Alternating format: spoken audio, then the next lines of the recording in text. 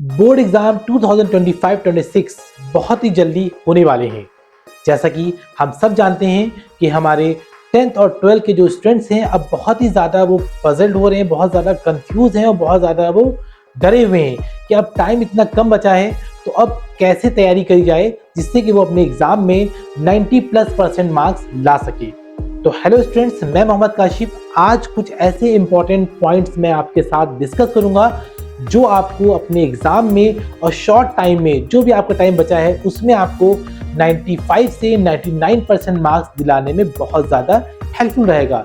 उसके लिए वीडियो को आपको लास्ट तक के ज़रूर देखना है। तो चलिए आज की वीडियो हम स्टार्ट करते हैं। तो सबसे पहला और सबसे मोस्ट इंपॉर्टेंट जो पॉइंट है वो है एग्जाम पैटर्न को समझना।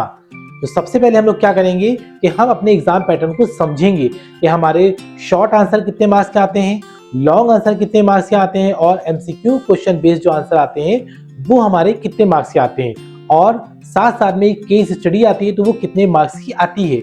हमें सिर्फ सिलेबस के पीछे नहीं भागना है कि सिलेबस हमारा कवर हो गया तो हमारा कोर्स कंप्लीट हो गया और बस हमने सब तैयारी मेरी हो गई।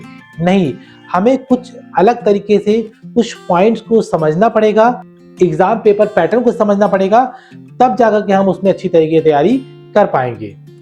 और जो नेक्स्ट पॉइंट हमारा है वो हमारा है वेटेज बेस्ड प्रिपरेशन। कहने का मतलब यहाँ पर ये है कि हमें सिलेक्टेड पढ़ना है। अगर इन केस हमारे पास 12 चैप्टर्स हैं तो उन 12 चैप्टर में हमें सबसे पहले ये देखना है कि किस चैप्टर से क्वेश्चन कितने मार्क्स के पूछे जाते हैं एग्जाम में। ठीक, तो जिस चैप्टर से क्वेश्चन ज्यादा मार्क्स के आते हैं या लॉन्ग आंसर आते हैं तो उन चैप्टरों को हमें सबसे पहले उन चैप्टर्स को अपने लास्ट टाइम जो भी जितना भी टाइम हमारा एग्जाम में बचा हुआ है हमें पहले उन चैप्टरों को अच्छी तरीके से समझना होगा। और उसके बाद जो कम मार्क्स के चैप्टर्स इसमें क्वेश्चंस आते हैं उसको फिर हमें लास्ट में उसको बाद में समझना होगा। ठीक है, इससे ये फायदा होगा कि हम अपने ज़्यादा मार्क्स कम टाइम में चैप्टर के हिसाब से कवर कर पाएंगे। उसके बाद जो नेक्स्ट पॉइंट हमारा है वो है text book reading in 3 phase. मतलब जो भी चैप्टर है जो हम पढ़ेंगे उनको हम 3 फेज में करके पढ़ेंगे। सबसे पहली बार हम चैप्टर को पूरा रीड करेंगे, सेकेंड बार में हम उसमें हाइलाइट्स करेंगे, जो इंपॉर्टेंट पॉइंट्स हैं या इंपॉर्टेंट टॉपिक्स हैं उसको हाईलाइट करेंगे, और थर्ड बार में हम क्या करेंगे उसके नोट्स बना लेंगे। ठीक, इससे क्या होगा कि हम क्या करेंगे हमारा पूरा रिवीजन हो जाएगा, रिकॉल हो जाएगा और चीज़ों को काफ़ी हद तक के हम समझ चुके होंगे। उसके बाद जो नेक्स्ट पॉइंट हमारा है वो है प्रीवियस ईयर क्वेश्चन पेपर और सैंपल पेपर।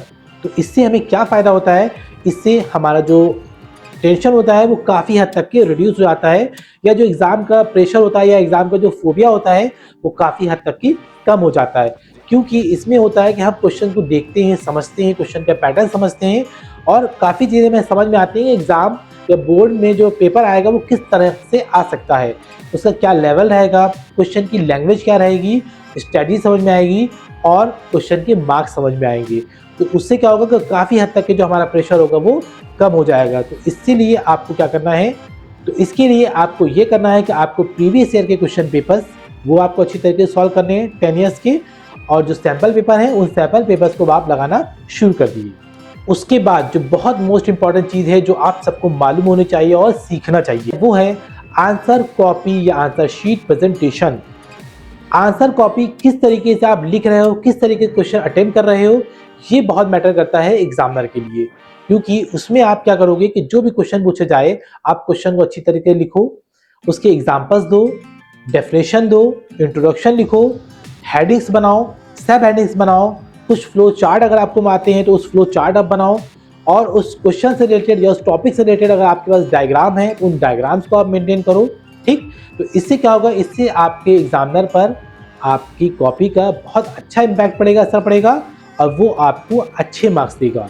और साथ साथ में ये भी ध्यान रखना है कि जो क्वेश्चन आपको बहुत ही अच्छी तरीके से आते हैं उनको ही आपको पहले अटेम्प्ट करना है, और जो क्वेश्चन आपको कुछ कम आते हैं उनको आप लास्ट में अटेम्प्ट, जिससे कि आपका एग्जामिनर पे एक अच्छा इंप्रेशन पड़े। उसके बाद जो नेक्स्ट हमारा पॉइंट है वो है फॉर्मूला बेस्ड। जैसे कि आप जानते हैं कि जो मैथ्स है, फिजिक्स है, केमिस्ट्री है, इन सब में क्या होता है, इन सब में फॉर्मूला बेस्ड होते हैं। तो हमें क्या करना है कि हमें फॉर्मूलेस को अच्छी तरीके से लर्न करना है, और क्वेश्चन में जो भी फॉर्मूला आ रहा है उसको फॉर्मूले को आपको जरूर लिखना है, उसके बाद आप उसको नीचे सॉल्व करोगे। इससे एग्जामिनर पे एक अच्छा इंप्रेशन पड़ता है और एग्जामिनर आपको अच्छे मार्क्स देता है। उसके बाद जो नेक्स्ट पॉइंट हमारा है वो ये है कि हमको किस तरीके से पढ़ना है। हम ये कर सकते हैं कि हम पहले जो भी हमने एक चैप्टर लिया उसको हमने फर्स्ट 3 दिन चैप्टर पढ़ा, उसके बाद हमने नेक्स्ट चैप्टर जो था वो नेक्स्ट चैप्टर पढ़ा, और उसके बाद हम क्या करेंगे, जो हमने पहला चैप्टर पढ़ा था उसको एक बार फिर से हम क्या करेंगे, रिवाइज करेंगे। तो कहने का मतलब ये है कि आपको हर 2 या 3 दिन के बाद जो भी आपने तैयारी करी उसको आपको रिवाइज करते रहना है, जिससे कि जो भी टॉपिक हमने पढ़े वो आपके माइंड में रिकॉल रहे। क्योंकि बहुत से बच्चों के सामने ये प्रॉब्लम आती है कि उन्होंने तैयारी करी, पढ़ा, लेकिन जहाँ 1 हफ्ता या 10 दिन या 15 दिन बीते वो फिर वो टॉपिक्स को भूल गए या फिर वो क्वेश्चन को भूल गए। तो उसके लिए क्या करना है, आपको दोबारा से रिकॉल करते रहना है, रिवाइज करते रहना है, जिससे कि वो आंसर, वो क्वेश्चंस, वो टॉपिक्स आपके माइंड में सेट हो जाए। उसके बाद जो नेक्स्ट पॉइंट हमारा है वो है टाइम एंड साइकोलॉजी मैनेजमेंट, जहां पर स्टूडेंट बहुत ज़्यादा प्रेशराइज होते हैं, बहुत ज़्यादा ओवर थिंकिंग करते हैं, खाना नहीं खाते हैं, बहुत ज़्यादा सोचते हैं, जिसकी वजह से उनका जो माइंड होता है वो डिस्टर्ब हो जाता है। जो उन्हें पढ़ा होता है वो भी वो भूल जाते हैं। तो सबसे पहले आपको अपने क्या रखना है, आपको अपने माइंड को एकदम कूल रखना है, शांत रहना है, अच्छी तरीके से शांतिपूर्वक चीज़ों को समझना है, अच्छी तरीके से कोर्स को रिवाइज करना है और अच्छी तरीके से खाना पीना सब खाना है, कोई भी टेंशन आपको लेने की ज़रूरत नहीं। तो नेक्स्ट पॉइंट हमारा ये है कि हमको जो भी हमारे वीक पॉइंट्स हैं या जहाँ पर भी हमको प्रॉब्लम होती है या जो चीज़ें हमको याद नहीं होती है उन पे हमें लास्ट में फोकस करना है, ठीक, जिससे कि हम पहला जो हमारा टाइम है उस टाइम को अच्छी तरीके से यूटिलाइज कर सके। और प्रॉब्लम्स में पहले से ही फंसे रहने से बहुत से बच्चों को आने वाली चीज़ है वो भी वो तैयार नहीं कर पाते और टाइम निकल जाता है। तो क्या करना है आपको जो आपके वीक पॉइंट है जिनमें आपको तैयारी नहीं कर पा रहे हो उनको आपको लास्ट टाइम पे उसको समझ लेना अच्छी तरीके से। और फाइनल बात जो आप सबके लिए है कि आपको हमेशा याद रखना है कि बोर्ड एग्जाम टैलेंट का टेस्ट नहीं, कंसिस्टेंसी का टेस्ट है। अगर आपने पैटर्न, रिवीजन, प्रैक्टिस और प्रेजेंटेशन इन 4 पिलर्स को मजबूत कर लिया तो 99% मार्क्स आपके हो जाएंगे। तो सभी स्टूडेंट को अपने एग्जाम में 100% मार्क्स लाने के लिए एक लास्ट फॉर्मूला जो आपको अपने माइंड में सेट कर लेना है वो ये है: plan well, revise weekly, practice regularly, write neatly, and stay disciplined.